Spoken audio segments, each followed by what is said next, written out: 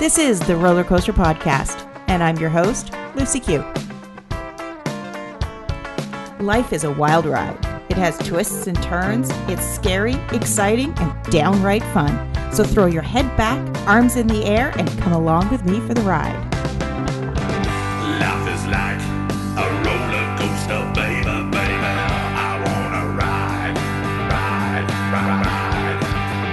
Life is like a roller coaster, baby, baby. I wanna ride, ride, ride, ride, ride. Roller coaster. Ride, ride. Roller coaster. Ride. Roller coaster. Ride, ride, ride. Roller coaster. Welcome to the Roller Coaster. I am your host, Lucy Quigley. And today we are going to be talking about something that tends to be quite taboo. Yes, that's right. Let's talk about sex. Or rather, let's talk about talking about sex. Today on the show, I have Leah Carey, who is a sexual communication coach and also a podcaster. Her podcast is called Good Girls Talk About Sex. Welcome to the show. Thank you so much for having me. I love talking to you.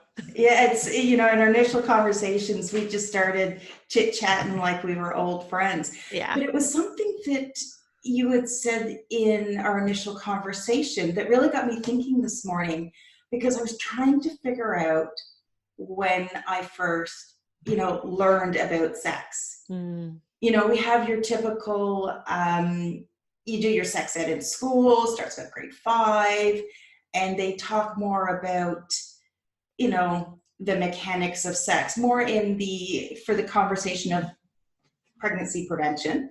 Exactly. And then really the hot topic when I was at that age it was all about AIDS prevention. Yep. And I'm going to say for a lot of people, your what you learn about sex is probably through some sort of form of, porn or magazine or something like that. Absolutely.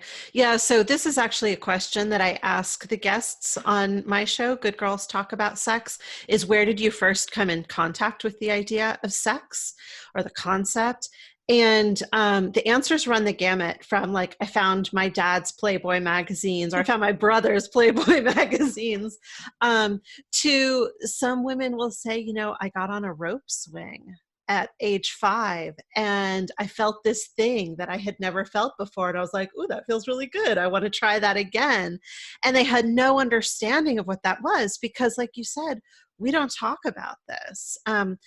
For those of us who, not everybody actually gets sex ed in school, but for those of us who did, sex ed primarily starts out as the sort of mechanics of the body, which basically is boys get erections and ejaculate and girls get periods.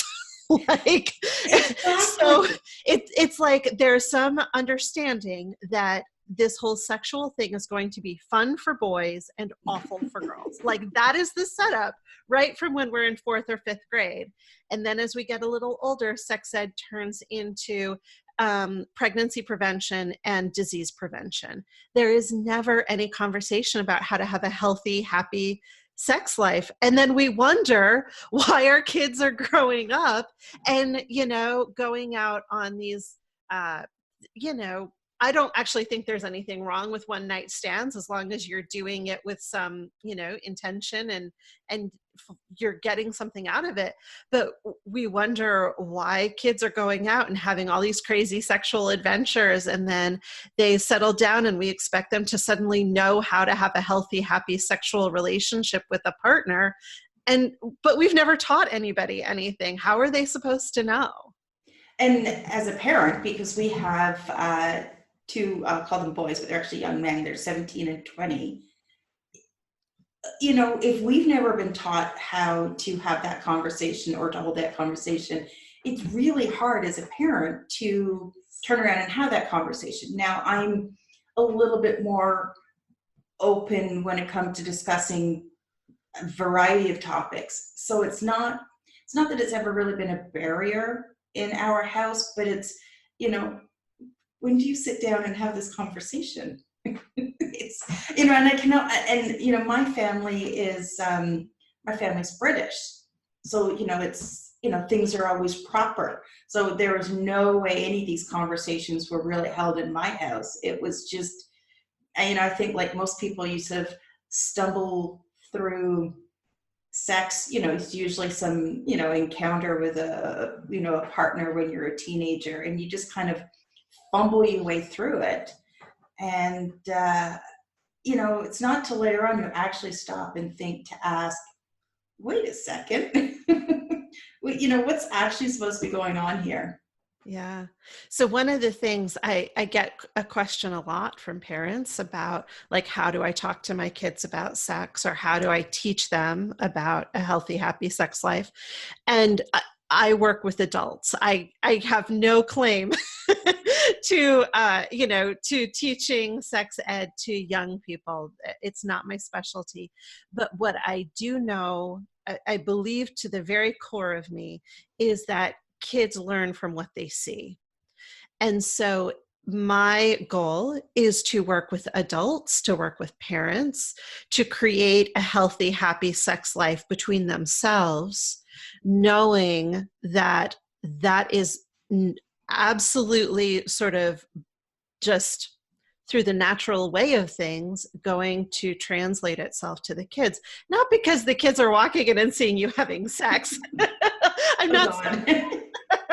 but you know, if the two of you have an affectionate relationship where you know, where you pat each other on the backside when you're in the kitchen, and you like that sort of affection translates, as opposed to if you are having a really difficult time in your bedroom and there's a lot of resentment building up and there's a lot of anger and fear built up around the subject of sex, that is also going to translate. Your kids are going to notice that there's something going on there. They're going to pick up those things, and then because they don't necessarily know anything different, they are likely to repeat those patterns.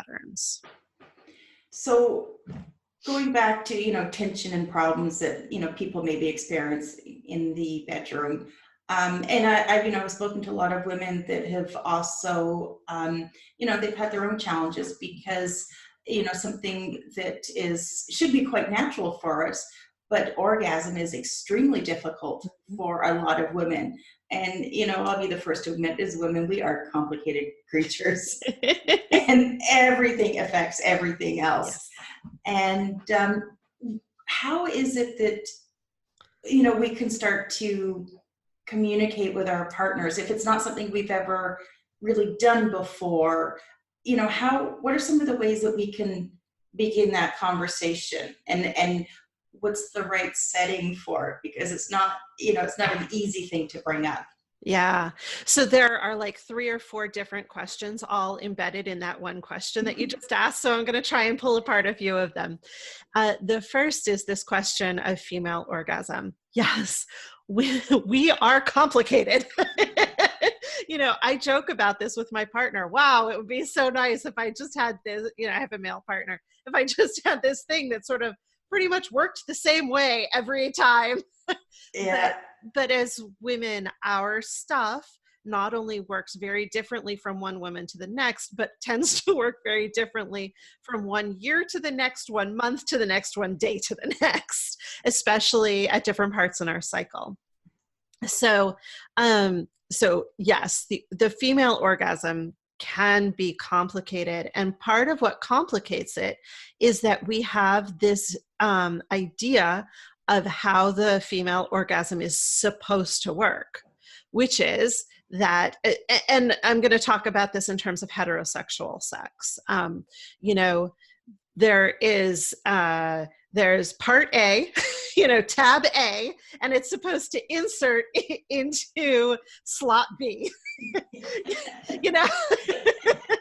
Yeah. And when the man inserts himself and starts thrusting, that is supposed to naturally and easily create the female orgasm. Quite Nope. honestly, that is not how a lot of us work.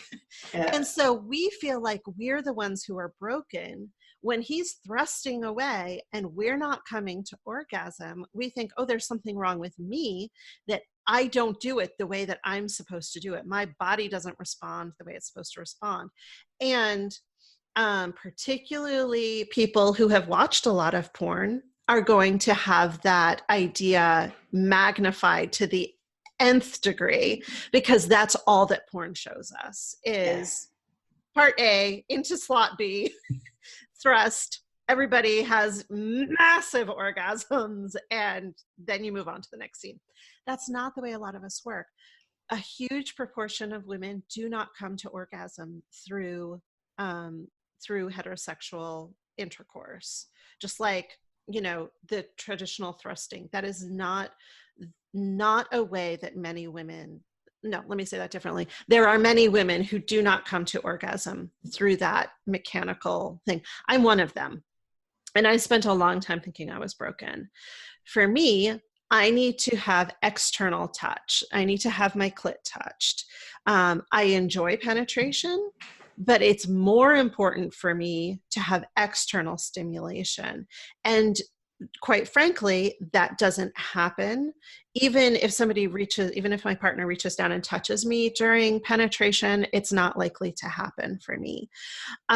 So I have had to go through a series of experiences to figure out what does work for me. Turns out the easiest way for me to get to orgasm is using toys, especially vibrators. That doesn't cut my partner out of the equation. Our favorite thing to do is for him to use toys on me. So he is very much a part of the experience, and he loves to give me that pleasure in the same way that I love to have intercourse with him, because I know that that brings him pleasure. I just don't do it with the expectation that I'm going to have an orgasm from it. I do that because I enjoy the closeness with him and the connection with him, not because I'm looking for an orgasm from it. So, but, you know, in a way, just going to that point, you know, in the same way that, you know, we as women aren't really taught to understand our bodies and how the sexual experience works. You know, I feel bad for the guys too, because they assume that they're doing something wrong. Exactly. They are not, first of all, they're not given much to any information on how a woman's body works. Plus, they are taught that, you know, just through the cultural conversation, well, I'm a man, so I'm supposed to know how this works, and I'm supposed to show up and not have to ask any questions. And, you know, if you read any sort of romance novels, one of the common tropes is, he started touching me and he knew my body better than I know myself. Well, I'm sorry, but that is complete crap. That is just not a thing. If you happen upon that thing, fiction writing. Okay. But that is not a thing you should expect. It is fiction. Yeah, exactly. Yeah. So part of the process is for us to learn our bodies, learn what works for our bodies through self-exploration, through self-stimulation, and then be able to share that with a partner. That's not to say you can't learn it through being with a partner. You absolutely can, but you have to do it through an expectation of exploration and knowing, okay, we're going to try, you know. So I developed this game with my partner when we started dating. We've been together for about a year. And, you know, part of my story is that I didn't have my sexual awakening until I was 42. And so I am still, you know, I'm 2.5 years into this. I'm still learning. So when I started having sex with my current partner, we played this game called Sexual Scientist, where the point was that, like, I would come up with a hypothesis. Well, I wonder if my body will respond this way if we touch it this way. So taking away all expectation that we know something is going to work and putting in place this sort of questioning and wondering of, will this work? And then he gets to be part of that exploration with me and discover what works. And when something does work really well, he gets to feel like the hero because he helped me discover it. Or Yeah. So Yeah. it ended up being this really beautiful thing for both of us. I got to learn more about how my body works, and he got to be part of that with me. Yeah, and it's, going back to, you said that you had your sexual revolution, at 42. Yeah. But I think as women, I've spoken to a lot of women who have commented that when they hit their 40s, there's a change. Yeah. And I don't know if it's just, I don't begin to understand any of it, but it could just be, a hormonal cycle that we're going through, because, when you're a young woman, you're still trying to figure out things. And, for me, I got married young. We had 2 kids. So a lot of your time was, you're a mother, you're a wife, and there's a certain stereotype, and it goes back to the name of your podcast about, being that good person, and, your mother, and all these different things that complicate things. Yeah. And it's constantly evolving, who we are as sexual beings. So I think there's something that happens. There's something switches in your 40s. It could just be a case of we get to a point where we're like, nah, enough of this shit. I don't care. You're willing to be more comfortable with who you are. Yeah, I think that, I'm not a scientist, so I don't know about the chemicals, but I have to believe that there is something hormonal that shifts as we begin to enter that time of perimenopause.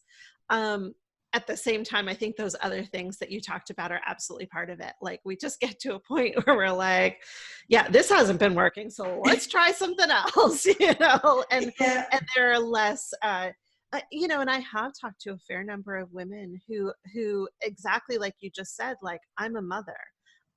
I have to hold certain standards for myself as a mother and as a woman, and enjoying sex and being sort of a hussy is not one of them. And I would say you don't have to be a hussy to enjoy sex. Like, part of my great learning because I was very much raised to be a good girl, part of my learning has been that I can be a good girl and enjoy sex, that those two things are not mutually exclusive. Yeah, but it's funny, is that why is something so natural as sex? Why is enjoying it? Why would that label us as being bad girls? It's so much part of the cultural conversation. I'm sure that a lot of it goes back to religious teaching that has sort of then moved over into the secular society, non-secular. I get those two words confused. I couldn't tell you which is which, so let's just go with non-religious. Thank you. That's a better way to say it. That, and there, again, going back to that conversation about how sex ed is presented, it's about the boys' pleasure and the girls getting their period and being miserable. There is no conversation about the girls having pleasure. And so our young women grow up thinking, I am just supposed to be a receptacle. And again, this is something I hear from so many women, that my experience of sex has been purely about giving pleasure to my partner, making sure that my partner has pleasure. At no point did they realize that they were supposed to or even allowed to have pleasure. And then once that idea began to filter in, then the next wave of self-talk came in. I don't know if I'm worthy of having pleasure, because look at me, like, I've had 2 kids and my body shows it. I'm not a perfect size, whatever. I don't have the perfect bikini body. So he's not going to want to look at me, so I should just take what I can get. We have so many messages about who is worthy of being looked at and being touched and having pleasure. And all of that works against sort of the average woman looking at herself and being like, yeah, I'm all that. Like, I get to do this too. Yeah, it is. You know, it's funny. You're talking about being comfortable in our own bodies and how that affects things. But I'm more comfortable in who I am today Mm. than when I was, you know, that younger 20-year-old. Yeah. You know, half my size and Yeah. you know, half my size and half my confidence is what is basically what it was. That's such a good way of saying it. Yeah. So, you know, again, it comes into being comfortable with who you are and being willing to explore that. Hmm. And you know, I would say that the most profound, I grew up with a lot of body image issues. Um, and the most profound healing that I have ever done around my body image was in the course of my sexual awakening. I decided to spend a week in Jamaica at a sex resort. Wow. Okay. Expand. Yeah, What is? it, I've never heard of that. So yes, share. it is a thing. It's and my original idea for doing it was because I was like, I don't know how to have sexual adventures. And I'm somebody who, like, once I figure out that there's a problem, I dive straight into the middle of, like, how am I going to solve it? So this was my way of solving it. It turned out once I got there, I was not particularly interested in the kinds of sexual adventures that were happening. I was a single woman. It was almost exclusively couples looking for other couples. Um, but what There's it places for that. there's places for that. Yes, for anyone who's interested, the place I went is called Hedonism. Oh, I've heard of hedonism. Yeah. No, I thought it was a myth. No, Oh, it's for real. okay. So I didn't participate in much of the sexual activities, but what I did, they there's a small portion of their beach that is clothing optional, but there is a large section of their beach that is nudity mandatory, and so, or all nude. And so my decision was that the reason that I went was that I was going to spend a week being naked on the beach with surrounded by other naked people.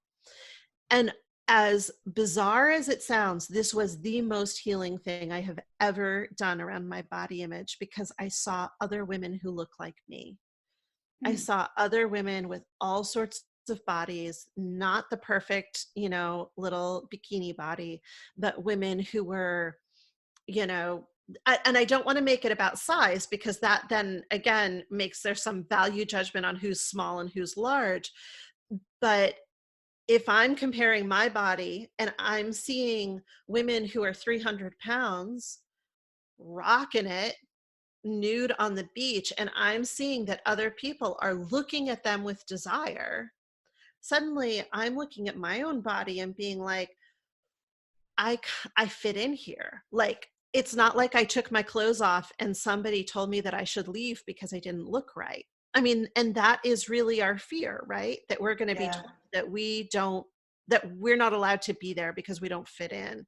And I discovered that I fit right in with all of these other people, all these other women. And that was profoundly healing for me. I know that it's not, you know, going to Jamaica to a sex resort is not necessarily something that a lot of people are going to do. Although if you're interested, I highly recommend it.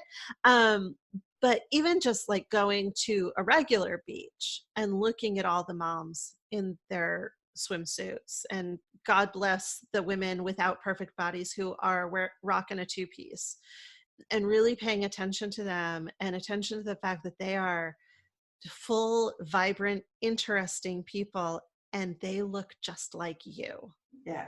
I think that that can be profoundly healing. So true. So going back to when we were talking about getting to know our bodies and experiencing what we like, do you have any tips on how we could then relate those discoveries back to our partner in a, let's say, in a kind and a compassionate way, so that we're not hurting their feelings by in any way insinuating that they're doing something wrong? Yes. How do we go about doing this? So I have this tool that I use with my coaching clients that I would love to make available to your listeners. Excellent. And it's called a yes, no, maybe list. And what it is this, it's about 8 pages long. I mean, there are a lot of things on it that range anywhere from, public displays of affection to how you like to be touched to what you like after sex. And I've just listed out tons and tons of different really specific things. And you get to say, yes, this is something I'm interested in. No, this is something I absolutely don't want. And maybe this is something I would be willing to try. So the thing to do is to download it. You make a copy for yourself and you make a copy for your partner. And this, by the way, will work for, it doesn't matter the makeup of the couple, heterosexual, homosexual, poly, whatever, whoever is listening, this will work. But you each fill out the list separately. And then you come back together and you compare your lists. And what this does is it takes away any need to talk about, well, I really don't like this thing that you do. And it starts you from a place of, here is something that I think I would really enjoy trying. Are you on board with trying it with me? And if you're both a yes, fabulous. If one of you is a yes and one of you is a maybe, then that allows you to have a conversation about, so what are your concerns about it? What would it take for you to go from maybe to yes? Not in a way to coerce them to get there with you, but to understand where each of you are and what each of your desires are. And then if one of you is a no on something, then that's just a no. You take it off the table, because by going through this list, you discover there are 100 other things you could be doing. If this one thing is a no, that doesn't mean that your sex life is now kaput, because there are literally 100 other things that you can be doing. I really recommend this because I think that this is actually something that the BDSM community came up with a long time ago. Because in order to participate in BDSM, there has to be a lot of communication and a lot of negotiation around what are your interests and how far are you willing to go and what is your pain threshold and all of that. But the, quote unquote, vanilla community hasn't, when I started looking for a yes, no, maybe list for my clients that was more targeted for the quote unquote vanilla community, I couldn't find one that I liked. There are very few resources. So that's why I created it. And if your listeners go to leahcarey.com, leahcarey.com/roller coaster, they'll be able to download that list. Oh, perfect. I'll make sure that's in the show notes as well. Are there any other tips that you have when it comes to communicating preferences? So I think it's really important to start from a place of compassion. And, if you've been in a relationship for a while and you've kind of gotten into a rut with each other, it's easy to start from a place of resentment. So start from a place of, why don't you do this? Or we used to do this and now we don't anymore. It's easy to start from that place of accusation or discontent. What I would really recommend is, first of all, these conversations are best to happen not in the bedroom. Do not have them with your pants off while looking at your partner's erect penis, because that's just not going to help anything. But maybe set aside a time and say, hey, honey, I would really like to have a conversation about our sex life and, what we can do to sort of like spice things up, or to, we've been doing the same thing for a while and I'd love to talk about what we can do to change things up. So schedule that conversation so that you're not surprising your partner with it. If you surprise your partner with it, you're more likely to get I don't want to talk about that, or why are you attacking me? But if you schedule it in advance, they have some time to get comfortable with the idea. And if you present it as like, this is going to be a fun and sexy thing that we're going to do together, as opposed to this is going to be a terrible and awful conversation, like, That's not going to help. That's not going to help. To do your best to frame it as this is going to be a fun and sexy thing that we do together. And then, go out for dinner or lunch or whatever.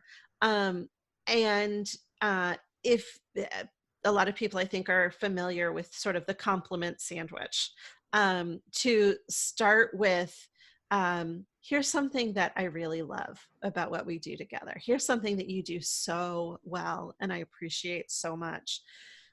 Here's something that I'd like to see if we can adjust a little bit. And then finish with, here's something that is just amazing and I love you so much and thank you for how caring and considerate and compassionate you are, something like that. So that it starts with something positive, then they get some constructive criticism, and then it ends with something positive. So it doesn't feel like they're being attacked. That can be a really effective way to give your partner some helpful pointers. I've never heard it framed that way. What did you call it? The compliment sandwich? Yeah.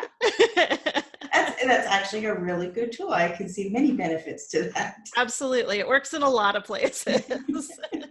Yeah. And the other thing, like, this is something that I joke about with my partner is, and he and I have very open communication around sex. And this is something that started right from the beginning, simply because of the work that I'm doing and, the journey that I've been on.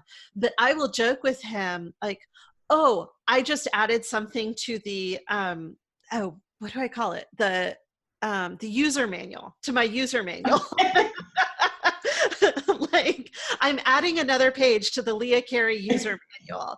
And then he, like, you sort of understand that language. Like, there are certain things that if you get a new camera, you look at the user manual to find out how to care for it and clean it. So with your partner, you get a user manual about how their body works. And it has nothing to do, one of the most important things that I've learned is that when I give my partner feedback, it needs to be from a point of view of, here is what works for me, as opposed to, here's what you're doing. So for instance, at the beginning of our relationship, I had just learned, this was a brand new revelation for me. I had just learned that it was okay to say to somebody, I am not comfortable with you ejaculating in my mouth. Like, I thought that was just something that we were supposed to be okay with. And even though it made me really not okay. And so saying that to him before we got into that situation, saying to him, here's the thing, and it's not about him because he hasn't tried to do it yet. So this is something for new couples. Right. But like, before you get into the situation, here are my boundaries, so that we don't get into the situation and, like, I'm giving him a blowjob and he's almost there. And then I'm like, oh, you have to stop. And then he thinks it's because he tastes bad or he smells bad or whatever. I have made it clear up front that this is one of my boundaries, and it has nothing to do with you. It has entirely to do with me. So anytime that I talk with a partner or a potential partner about something that, about my body, I really make sure that I do it in terms of, here's what works for me and my body. And it really is not about them at all. Yeah, it's a little bit different when I've been with my husband, well, it's 25 years that we've been married this June, and we were together 3 years before that. So we've been together for a while. So you've probably done most of the things, and you can't like pre-negotiate a lot of things. But now. It's more of a, but I mean, even with that, is it something that worked 10 years ago? Isn't the same. I'm not the same person. Yes. We're not the same, and he's not the same person. And I mean, in all this conversation, we have to remember that men also go through a lot of changes. Absolutely. And what is it?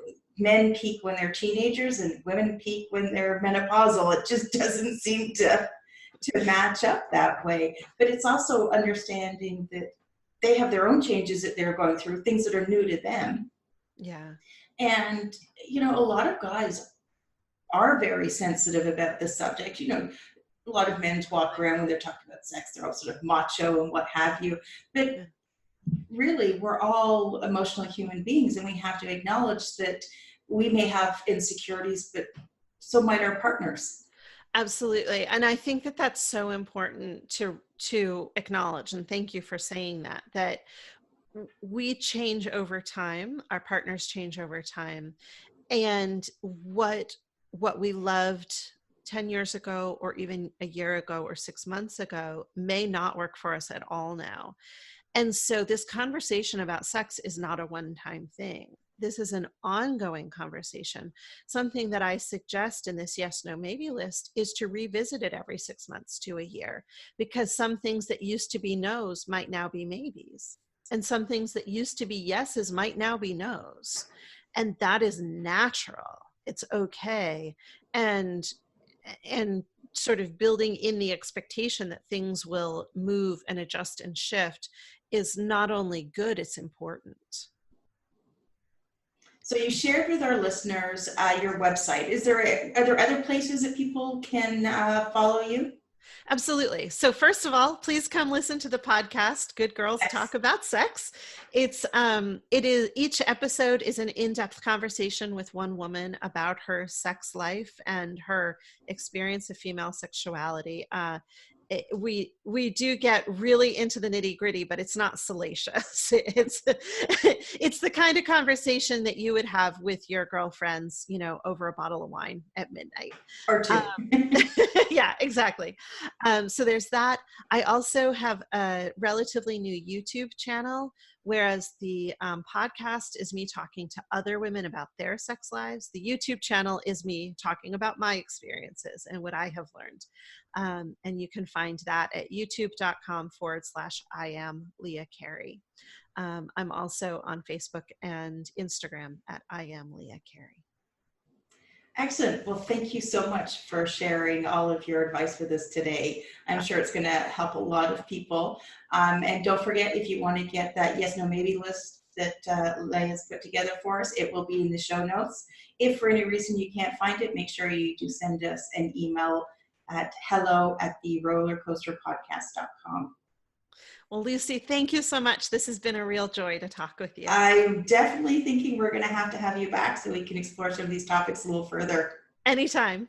Great. Thanks for listening to this episode of the Roller Coaster Podcast. Want to chat or share your ideas about today's show? Pop me an email at hello@therollercoasterpodcast.com. Don't forget to connect with me on Facebook and Instagram at The Roller Coaster Podcast. Our theme song, Roller Coaster, was performed by The Lucky Setback. Audio editing by the one and only Jeff Quigley of Quigley Creative.